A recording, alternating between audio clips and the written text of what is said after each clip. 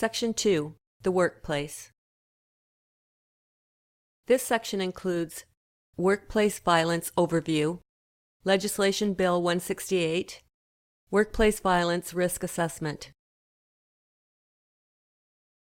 Workplace violence can take form as physical, verbal, emotional, or long-standing. It is not specific to one single form of abuse.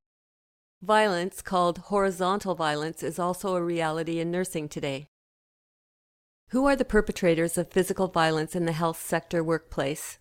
Commonly, patients and their families tend to be the perpetrators.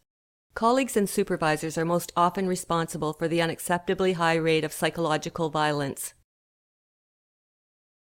What is acceptable?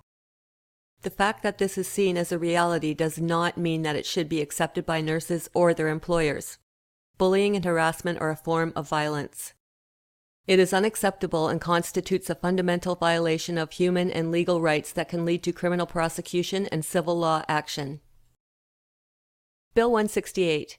In Ontario, legislation was passed resulting in changes to Ontario's Occupational Health and Safety Act, OHSA, effective June 15, 2010, strengthens protection for workers from workplace violence and addresses workplace harassment.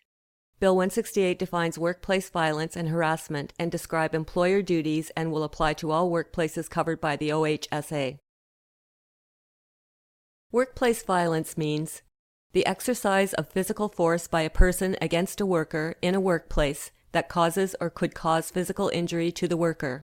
An attempt to exercise physical force against a worker in a workplace that could cause physical injury to the worker. A statement or behavior that it is reasonable for a worker to interpret as a threat to exercise physical force against the worker in a workplace that could cause physical injury to the worker. Workplace harassment means engaging in a course of vexatious comment or conduct against a worker in a workplace that is known to be unwelcome.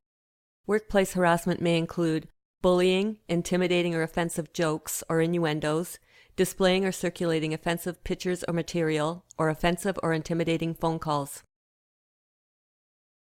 Bill 168 makes amendments to the Occupational Health and Safety Act.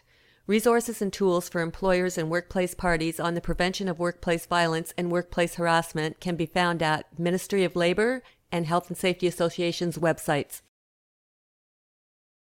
Who is accountable? Employers have a duty of care to provide a safe and healthy working environment. Nurses also have a responsibility to ensure their behavior does not distress colleagues. Tools to support change. In 2009, the Registered Nurses Association of Ontario developed the Managing Violence in the Workplace Best Practice Guideline to provide evidence, informed recommendations, and resources to recognize, prevent, and effectively intervene in prevention and management of violence in the workplace. The guideline includes recommendations that provide support at an individual, organizational, and system level. 4 types of violence are reviewed, including worker-to-worker, client and family personal relationship, and criminal intent. The guideline provides evidence-informed strategies to plan, implement, and evaluate outcomes related to recognizing and assessing the risk of violence in the workplace. How does it stop? One way to stop bullying and harassment at work is by raising awareness. To assess your awareness, please complete the Are You at Risk for Workplace Violence survey prepared by the Industrial Accident Prevention Association, 2007.